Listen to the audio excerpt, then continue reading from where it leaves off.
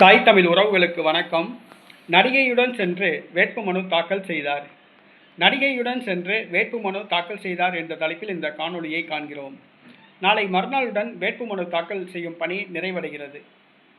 2026 தமிழக சட்டசபை தேர்தல் சூடுபிடிக்க ஆரம்பித்துள்ளது.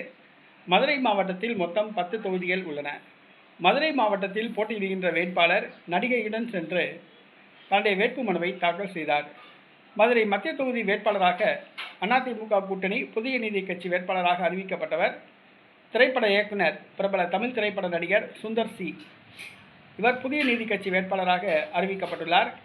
இவர் அமைச்சர் PTR தியாகராஜனை எதிர்த்து போட்டியிடுகிறார். இந்த சூழ்நிலையில் இன்று தன்னுடைய வேட்புமனுவை தாக்கல் செய்தார் சுந்தர் சி. அதிமுக தொண்டர்களுடன் ஊர்வலமாக சென்று வேட்புமனுவை தாக்கல் செய்தார்.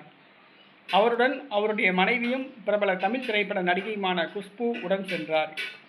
தன்னுடைய மனைவியான நடிகை குஷ்புவுடன் சென்று வேட்புமனு தாக்கல் செய்தார்.